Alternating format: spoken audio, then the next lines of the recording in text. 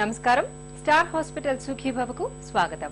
ఈ రోజు సుఖీభవలో మన ఆరోగ్యం పాలిట గుదిబండగా పరిణమించే అధిక బరువు, స్థూలకాయాన్ని ఇట్టే తగ్గించే బేరియాట్రిక్ సర్జరీల గురించిన ప్రత్యేక కథనాన్ని మీకు అందిస్తున్నాం.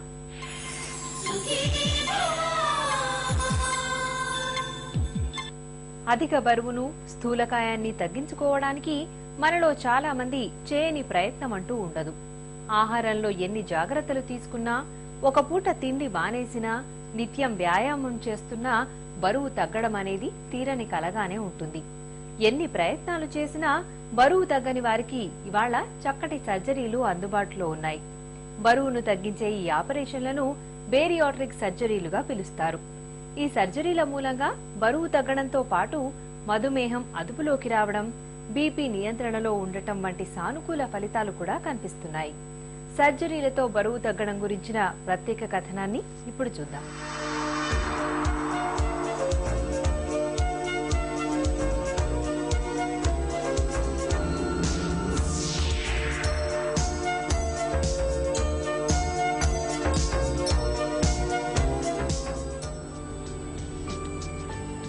స్థూలకాయం ఆధునిక జీవనశైలి మూలంగా వచ్చి పడుతోన్న అతి పెద్ద ఉపద్రవమిది. హై బీపీ, మధుమేహం, గుండె జబ్బులు, క్యాన్సర్లు, మోకాళ్ల నొప్పులు, ఇలా ఒకటేమిటి, స్థూలకాయం మూలంగా శరీరం మొత్తం వ్యాధుల కుంపటిలాగా మారిపోతుంది. స్థూలకాయాన్ని తగ్గించుకోవటానికి చాలా మంది చేయని ప్రయత్నం అంటూ ఉండదు. డైటింగ్లు, ఉపవాసాలు, ఆహారంలో మార్పులు, వ్యాయామాలు, యోగాసనాలు, ఏరోబిక్స్, ఇలా ఎన్నో ప్రయత్నాలు చేస్తుంటారు. అయినా కూడా కొంతమందికి బరువు తగ్గటం అసాధ్యంగా మారుతుంటుంది. ఎన్ని ప్రయత్నాలు చేసినా బరువు తగ్గని వారికి నేడు ఆధునిక వైద్యంలో అందుబాటులోకి వచ్చిన బేరియాట్రిక్ సర్జరీల్ని నిజంగా ఒక వరప్రసాదంగా చెప్పుకోవచ్చు. ఈ బేరియాట్రిక్ సర్జరీస్ అనేవి ప్రత్యేకంగా అందరూ చేయించుకోవడానికి పనికిరాదు. ఎవరైతే 32.5 బాడీ మాస్ ఇండెక్స్ కంటే ఎక్కువ ఉంటారో, అంటే బాడీ మాస్ ఇండెక్స్ అంటే హైట్ టు వెయిట్ నిష్పత్తి, సో 32.5 కంటే ఎక్కువ ఉంటే వాళ్ళందరూ బేరియాట్రిక్ సర్జరీకి అర్హులే.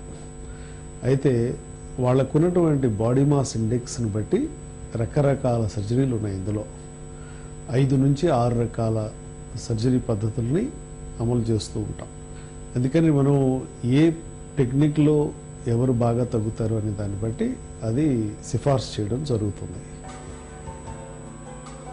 ఒక్క స్థూలకాయం 100 జబ్బుల పెట్టు అని డాక్టర్లు చెబుతారు. ఒకసారి స్థూలకాయం బారిన పడితే దానిని తగ్గించుకోవటం అంత సులభం మాత్రం కాదు. అయితే తాజాగా స్థూలకాయం ఆరోగ్య సమస్యల్ని తెచ్చిపెట్టే స్థాయికి వెళితే దానికి బేరియాట్రిక్ సర్జరీలు చేయించుకోవచ్చు. అయితే ఎవరికి ఏ సర్జరీ అనుకూలంగా ఉంటుందన్నది వారి బరువు, శారీరక స్థితి, ఇతరత్రా ఆరోగ్య సమస్యలు, ఇలా అనేక అంశాలపైన ఆధారపడి డాక్టర్లు నిర్ణయం తీసుకుంటారు. ఉదయం 6 గంటల నుంచి 8 గంటల వరకు first metabolic eating cycle start అవుతుంది. అందుకనే మనకి ఉదయం సూర్యరశ్మి నుంచి 2 గంటల్లో ఆకలి మొదలవుతుంది. ఇది బ్రేక్ఫాస్ట్ టైం. ఆ తర్వాత నూన్ టైం నుంచి 2 అవర్స్, 12 గంటల నుంచి 2 గంటల వరకు సెకండ్ సైకిల్. అట్లాగే థర్డ్ సైకిల్ సన్సెట్ నుంచి 2 అవర్స్, 6 to 8. ఈ 3 టైమ్స్లో మనకి ఆకలి అవుతుంది. ఎందుకు అవుతుంది? గ్రిలిన్ అనే హార్మోన్ ప్రొడక్షన్ వల్ల అవుతారు. ఇది స్టమక్లో తయారవుతుంది. సో ఎంత గ్రిలిన్ ఎక్కువ ఉంటే అంత ఆకలి ఎక్కువ అవుతుంది. ఇప్పుడు కొందరు జంక్ ఫుడ్స్ తింటూ ఉంటారు, కొందరు బ్రేక్ఫాస్టే తినరు. నేను బ్రేక్ఫాస్ట్ తినకపోయినా నేను పని చేయగలను అనేటువంటి నమ్మకం ఉంటుంది వాళ్ళకి. యాక్చువల్గా brain is doing the magic. ఎప్పుడైతే మీరు బ్రేక్ఫాస్ట్ చేయలేదో బ్రెయిన్ ఏం చేస్తుందంటే బాడీలో ఉన్నటువంటి కొవ్వుని కరిగించి మళ్ళీ ఇమీడియట్గా అన్ని వైటల్ ఆర్గాన్స్కి ఇచ్చేస్తుంది. అందువల్ల మనకు ఆకలి అవ్వట్లేదు. అంటే మనం మేనేజ్ చేయగలుగుతున్నాం బేసికల్గా. మనందరం ఏ పని చేసినా కూడా రూపాయలే సంపాదించుకున్నట్టుగా ఎప్పుడైతే ఏం తిన్నా కూడా చివరికి అల్టిమేట్గా తయారయ్యేది శక్తి కణాల కింద తయారవుతుంది. అదే ఏటీపీ మాలిక్యూల్స్, అంటే ఎడినోసిన్ ట్రైఫాస్ఫేట్ మాలిక్యూల్స్. ఇవన్నీ కూడా బాడీలో మన జీన్స్ ఆధారంగా రకరకాల ప్లేసుల్లో డిపాజిట్ అవుతూ ఉంటాయి. ఎవరైనా సరే బరువు పెరగడానికి 5 కారణాలు ఉంటాయి. ఒకటి ఫుడ్, ఏం తింటున్నాం, ఎప్పుడు తింటున్నాం, ఎలా తింటున్నాం అనేది ఒక పాయింట్. రెండోది స్లీప్ సైకిల్, అంటే బయో స్లీప్ టైం వచ్చి 10 గంటలకు పడుకోవాలి, 6ంటికి లేవాలి. 3 వాటర్, కనీసం 3 నుంచి 4 లీటర్లు రోజు నీళ్లు తాగాలి. ఆ తర్వాత స్ట్రెస్ సైకిల్, ఎంత స్ట్రెస్ పెరిగితే అంత ఫ్రస్ట్రేషన్ పెరుగుతుంది. ఆ దాంతో సీరం కార్టిసాల్ అనే హార్మోన్ కూడా లోపల బాడీలో పెరగవచ్చు. దానివల్ల గ్రోత్ హార్మోన్ పెరుగుతుంది, దానివల్ల ఫ్యాట్ కన్వర్షన్ పెరుగుతుంది.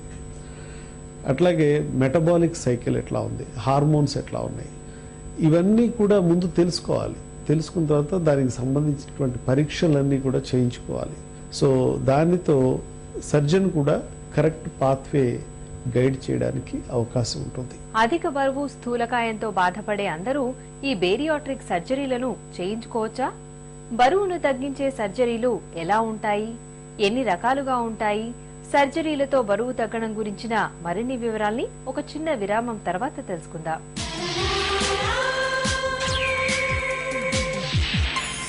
సుఖీ